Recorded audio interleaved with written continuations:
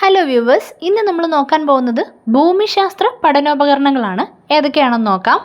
ആദ്യമായി തന്നെ ഉയരം അളക്കാൻ ഉപയോഗിക്കുന്നത് എന്താണ്? അൾട്ടിമീറ്റർ. രണ്ടാമതായിട്ട് അന്തരീക്ഷമർദ്ദം അളക്കാൻ ഉപയോഗിക്കുന്നതാണ് ബാരോമീറ്റർ. അപ്പോൾ ഉയരം അളക്കാൻ ഉപയോഗിക്കുന്നത് എന്താണ്? അൾട്ടിമീറ്റർ. അന്തരീക്ഷമർദ്ദം അളക്കാൻ ഉപയോഗിക്കുന്നതാണ് ബാരോമീറ്റർ. അന്തരീക്ഷത്തിലെ ജലാംശം അല്ലെങ്കിൽ ആർദ്രത അളക്കുന്നതാണ് ഹൈഗ്രോമീറ്റർ.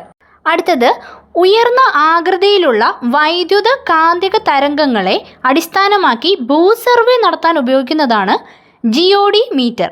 അന്തരീക്ഷത്തിലെ ആർദ്രത അളക്കാൻ ഉപയോഗിക്കുന്നത് എന്തായിരുന്നു? ഹൈഗ്രോമീറ്റർ. ബാരോമീറ്റർ എന്തിനായിട്ടായിരുന്നു ഉപയോഗിക്കുന്നത്? അന്തരീക്ഷമർദ്ദം അളക്കാനായിട്ട്. അൾട്ടിമീറ്ററോ ഉയരം അളക്കുന്നതിനായി. അടുത്തതാണ് സെക്സ്റ്റന്റ്. അതെന്തിനായിട്ടാണ് ഉപയോഗിക്കുന്നത് നോക്കാം. സൂര്യൻ്റെയും ആകാശഗോളങ്ങളുടെയും ഉന്നതി അളക്കാനായിട്ടാണ് സെക്സ്റ്റന്റ് ഉപയോഗിക്കുന്നത്. അടുത്തത് ഒരു പ്രദേശത്തെ ഒന്നാകെ കാണുന്നതിനും, അതായത് ത്രിമാന ദൃശ്യം, ഭൗമോപരിതലത്തിൻ്റെ ഉയർച്ച താഴ്ചകൾ വേർതിരിച്ചറിയുന്നതിനും സഹായിക്കുന്നതാണ് സ്റ്റീരിയോസ്കോപ്പ്. എന്തിനു വേണ്ടിയിട്ടാണ് ഉപയോഗിക്കുന്നത്?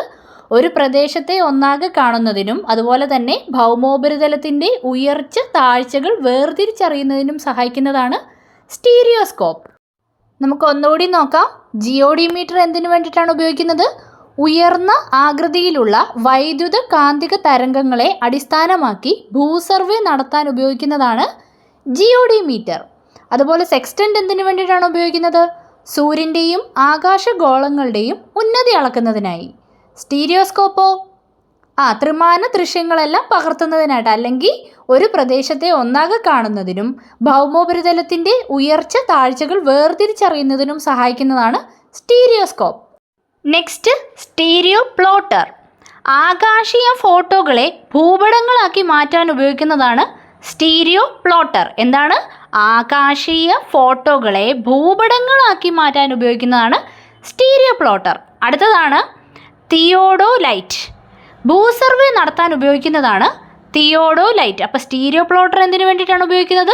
ആകാശീയ ഫോട്ടോകളെ ഭൂപടങ്ങളാക്കി മാറ്റാനും അതുപോലെ തന്നെ ഭൂസർവേ നടത്താൻ ഉപയോഗിക്കുന്നതാണ് തിയോഡോലൈറ്റ്. ഇനി നോക്കാനുള്ളത് വാതകമർദ്ദം അളക്കാൻ ഉപയോഗിക്കുന്നത് എന്താണെന്നുള്ളതാണ്.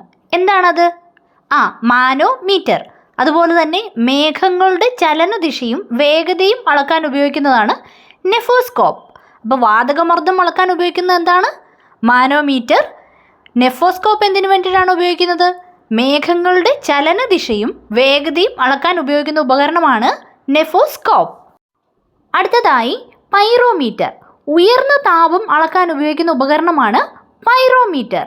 അടുത്തത് വർഷമാപിനി. വർഷമാപിനി എന്തിനു വേണ്ടിയിട്ടാണ് ഉപയോഗിക്കുന്നത്?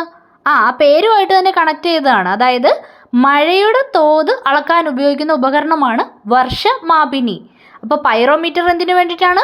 ഉയർന്ന താപം അളക്കാൻ ഉപയോഗിക്കുന്നതാണ്. മഴയുടെ തോത് അളക്കാൻ ഉപയോഗിക്കുന്നതാണ് വർഷമാപിനി. ഇനി നമുക്ക് നോക്കാനുള്ളത് റഡാർ എന്ന ഉപകരണത്തിൻ്റെ ഉപയോഗം എന്താണെന്നാണ്. റേഡിയോ ഡിറ്റക്ഷൻ ആൻഡ് റേഞ്ചിങ് എന്നാണ് ഇതിൻ്റെ ഫുൾ ഫോം.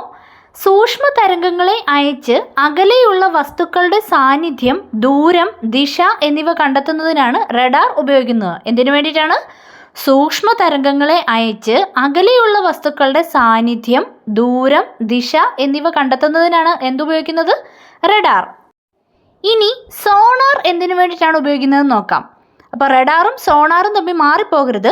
സമുദ്രത്തിനടിയിലുള്ള വസ്തുക്കളെ കണ്ടെത്താൻ സഹായിക്കുന്നതാണ് സോണാർ. റഡാർ എന്തിനു വേണ്ടിയിട്ട് ഉപയോഗിക്കുന്നതായിരുന്നു?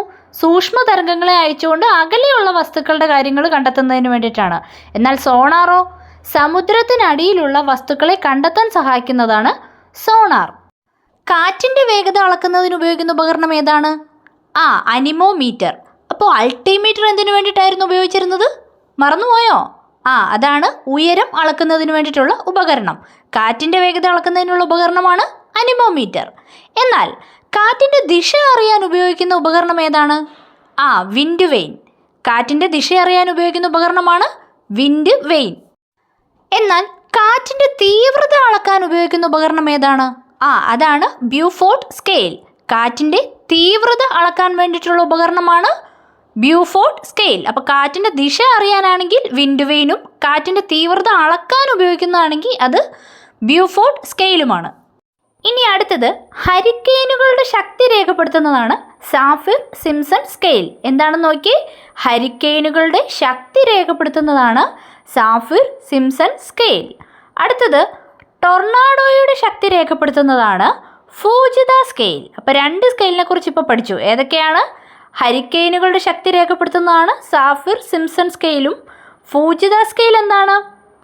അതാണ് ടൊർണാഡോയുടെ ശക്തി രേഖപ്പെടുത്തുന്നത്. അടുത്തതാണ് ഹൈഡ്രോഫോൺ. ഹൈഡ്രോഫോൺ എന്തിനാണ് ഉപയോഗിക്കുന്നതെന്ന് നോക്കാം. ജലത്തിനടിയിലെ ശബ്ദം അളക്കാൻ ഉപയോഗിക്കുന്നതാണ് ഹൈഡ്രോഫോൺ. എന്തിനു വേണ്ടിയിട്ടാണ്? ജലത്തിനടിയിലെ ശബ്ദം അളക്കാൻ ഉപയോഗിക്കുന്നതാണ് ഹൈഡ്രോഫോൺ. ഭൂമിശാസ്ത്രപരമായി റിലേറ്റ് ചെയ്ത് കുറച്ച് ഉപകരണങ്ങളാണ് നമ്മൾ ഇന്നത്തെ ക്ലാസ്സിൽ പഠിച്ചത്. അപ്പോൾ നിങ്ങൾക്ക് ക്ലാസ് ഇഷ്ടമായെങ്കിൽ ലൈക്ക് ചെയ്യുക, ഷെയർ ചെയ്യുക, സബ്സ്ക്രൈബ് ചെയ്യുക. താങ്ക്